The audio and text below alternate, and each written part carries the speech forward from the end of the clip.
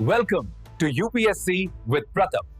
Join us on PRS Official.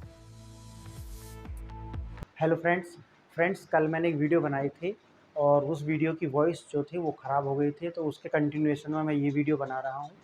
आप इस video को उसी के कंटिन्यूएशन में देख लेना। तो मैंने उस वीडियो में बताने का प्रयास किया था कि आपको 2025 में जो आपका एग्ज़ाम हुआ है उससे क्या सीख लेनी चाहिए ताकि नेक्स्ट ईयर आप सक्सेस पा सकें।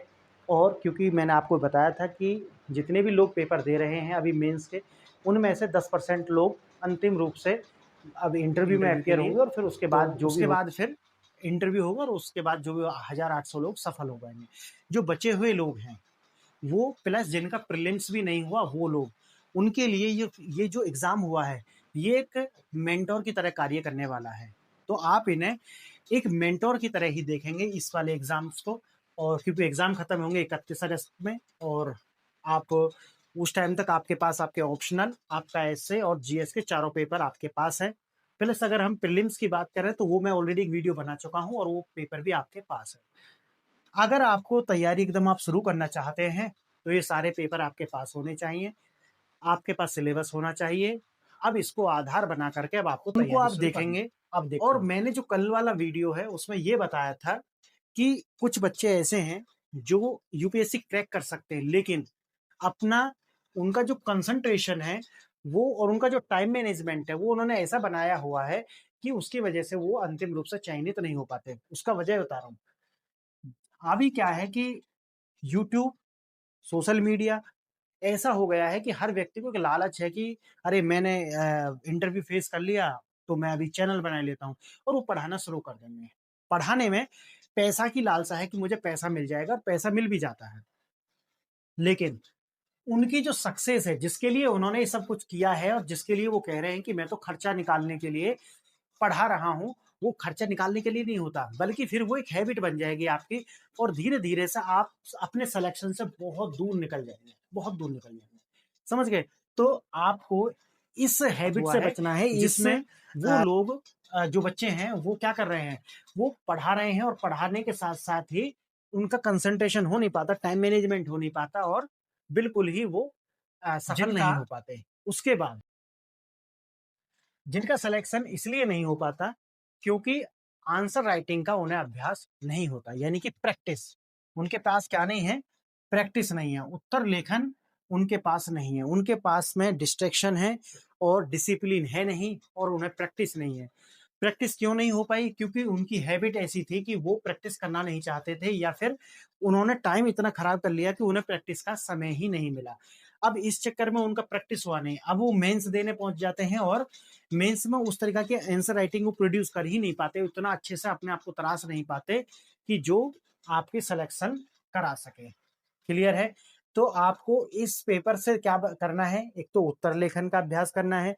आप अगर ऐसा कोई कार्य कर रहे हैं जो यूट्यूब के लिए कार्य कर रहे हैं, यूट्यूब पर अपना चैनल चलाए हुए हैं, तो कम से कम ये काम बंद करें और अपना या तो यूपीएससी देखें या तो फिर चैनल देखें, क्योंकि ये एक प्रोफेशन है, ये साइड वर्क नहीं है। अगर आपको चाहते हैं कि नहीं जी मुझे कार्य करना ही होगा क्योंकि मेरी इकोनॉमिक कंडीशन सही नहीं है, तो आप क्या कर सकते हैं, आप 1 से 2 घंटा के लिए कोई थंबनेल बना सकते हैं किसी के लिए, आप अपने आप को एक स्किल गेट करें या फिर आप वो तो अपने चैनल के लिए भी बनाते होंगे, लेकिन आप अच्छी सी एडिटिंग आप सीख लें या बहुत सारे ऑनलाइन कार्य हैं वो आप कर सकते हैं। 1 से 2 घंटा ये कार्य आप करें, जिससे आपको इतना पैसा मिल जाएगा कि आप जो है अपना खर्चा निकाल सकते हैं। तो अपना ना करते हुए आप साइड वर्क कर सकते हैं, ये आप करें। उत्तर लेखन का अभ्यास करें, आप डिसिप्लिन अपने जीवन में रखें, अगर बहुत सारे बच्चे हैं जो रख पाते हैं, कुछ ऐसे हैं वो नहीं रख पाते, उनके लिए मैं आगे बताऊँगा उन्हें क्या करना है। क्लियर? अब बात आती है उत्तर लेखन की जो पहली शर्त क्या है? उत्तर लेखन अगर आपको करना है तो उसके लिए विचारशीलता आपके पास होनी चाहिए। यानी कि जो आपने पढ़ा है उस पर सोचने की आदत होनी चाहिए। यानी कि जो फैक्ट आपके पास हैं उन पर चिंतन मनन करने की आवश्यकता है, तभी आप आंसर राइटिंग कर पाएँगे। अगर आप जो पढ़ा हुआ है उस पर आप सोच ही नहीं पाते, एक चैप्टर पढ़ा, फिर दूसरा चैप्टर पढ़ लिया, फिर तीसरा चैप्टर पढ़ लिया, फिर उनको रिवाइज़ कर लिया, इस तरीक़ा से बात बनने वाली है नहीं। अगर आपको अंतिम रूप से चयनित होना है तो फिर आपको ये सब छोड़ कर के क्या करना पड़ेगा? फिर आपको इन्फॉर्मेशन जो आपके पास है उसको एक फ्रेम देना पड़ेगा, एक नॉलेज फ्रेम देना पड़ेगा, ताकि आपसे अगर कोई क्वेश्चन पूछा जाता है तो आप उसको इंट्रो, बॉडी और कंक्लूजन में बांट करके देख सकें। आपके पास में इंफॉर्मेशन इंफॉर्मेशन की आज के समय में कोई वैल्यू नहीं है। इंफॉर्मेशन की वैल्यू जब तक नहीं है, जब तक आप उसको फ्रेम में नहीं बना देते। यानी कि मैं देखता हूं कि जो इंफॉर्मेशन है वो मोती है, मोती, है ना? और जो आपका सिलेक्शन है उसको ये माला चाहिए। आप क्या कर रहे हैं, मोती चुग रहे हैं, मोती को उठा रहे हैं, मोती उठा उठा करके रख रहे हैं, लेकिन आपको लालच आ गया कि मैं एक मोती उठा लेता हूँ, माला तो मैं बना ही लूंगा। और वैल्यू किसकी है? वैल्यू है माला की। आप माला बना ही नहीं पा रहे, और माला है आपका उत्तर लेखन। आप उत्तर लेखन कर ही नहीं पा रहे हैं, और सबसे पहली शर्त है सिलेक्शन के लिए उत्तर लेखन। चाहे तो वो ऑप्शनल विषय हो, चाहे तो आपके जीएस हो, और साथ ही साथ में एसए भी। चाहे तो आप 15 दिन में एक एसए लिखें, लेकिन लिखने की आदत डालें, एक विचारशील तो होने की आदत डालें। मल्टी डायमेंशनल आ जाएंगे, अपने आप आ जाएंगे, वो ऐसा नहीं है, लेकिन आप शुरुआत तो करें। लेकिन हमारी हैबिट नहीं होती। हम पढ़ने की नई नई सीखने की हमारी हमारा जो मानसिक बनावट है वो इस तरीका की है कि हम नई नई चीज जानने में क्यूरियोसिटी होती है हमें। हम चाहते हैं कि नई नई चीज हमें सीखने के लिए मिले, लेकिन हम उनको लिखना नहीं चाहते। उनको जब हम कहते हैं कि भाई एक फॉर्मेट में लेकर के आओ, इंट्रो, बॉडी और कंक्लूजन में इसे बांटो, तब हम उन्हें बांट नहीं पाते। ये हमारी समस्या है। तो इन्फॉर्मेशन का कोई मूल्य नहीं, और यूपीएससी में सिलेक्शन के लिए आपको चाहिए उत्तर लेखन। अब बात आती है कि उत्तर लेखन के लिए क्या करें। तो उत्तर लेखन के लिए आपको एक मेंटोर की जरूरत। आप कोर्स मत ज्वाइन कर लेना कि कोई कोर्स में ज्वाइन कर ही लेता हूं, वहां से मैं उत्तर लेखन सीख जाऊंगा। और लोग कहते हैं कि भाई आप मुझे, मैं आंसर राइटिंग कराऊंगा, और लोग सीखते भी है उनसे। लेकिन वहां जाने के बाद आपको पता चलेगा कि आपकी आंसर कॉपी या तो कोई बच्चा चेक कर रहा है, या फिर आप चैट बोट, कोई एआई चैट बोट जिसे बोलते हैं, वही चेक करके आपको आपका मूल्यांकन करके भेज दे रहा है। इस तरीका का जो है आजकल घपले चल रहे हैं। तो वो आपको हाथ पकड़ के नहीं लिखवाएगा, ना ही वो आपको पर्सनल गाइडेंस दे पाएगा। क्यों?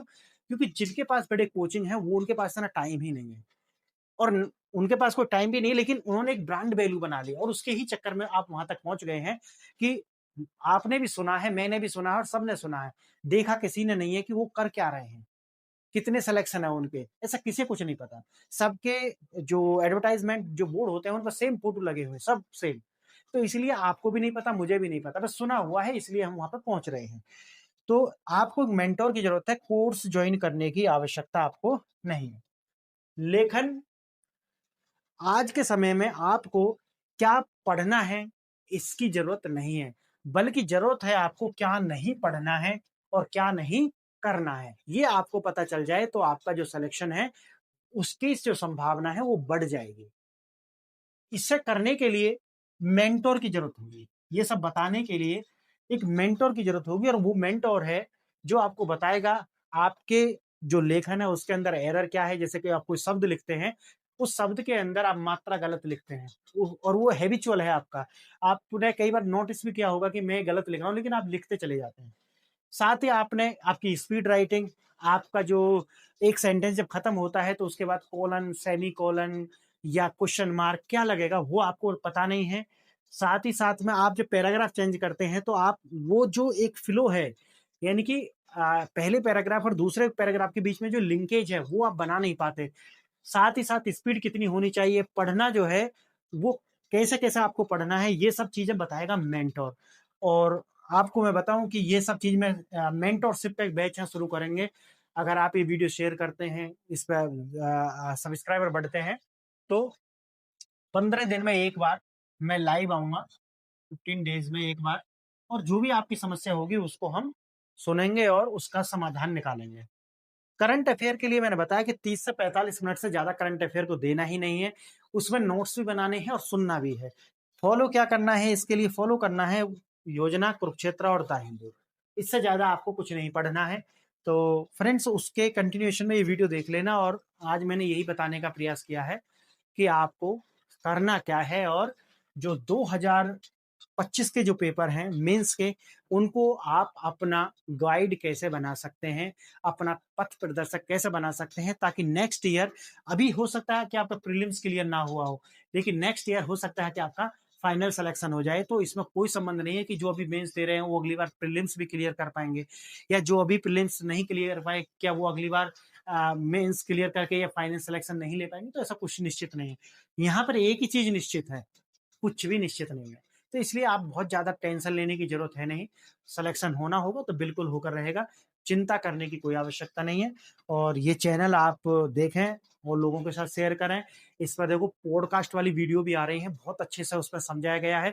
अगर आप चैप्टर वाइज़ वो आ रहे हैं, पहला आप पॉडकास्ट सुन लें, फिर चैप्टर को पढ़ें और फिर नोट्स तैयार कर लें। इस तरीक़ा से अगर आप चलते हैं और अगर आप इस पे सही से इस चैनल को शेयर करेंगे, तो मैं इस पर 2-2 वीडियो भी ड अपलोड करना शुरू कर दूँगा। लेकिन जब व्यूअरशिप ही नहीं है, तो फिर मुझे भी मोटिव नहीं मिल पाता है कि मैं इस पे और ज़्यादा वीडियो अपलोड करूँ। बाकी एक वीडियो तो मैं कर ही रहा हूँ, आप देख ही रहे हैं।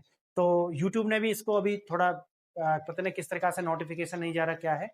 तो व्यूअरशिप है नहीं। फ्रेंड्स, आज के लिए इतना ही। आपने वीडियो यहाँ तक देखा, इसके लिए बहुत-बहुत धन्यवाद। नमस्कार।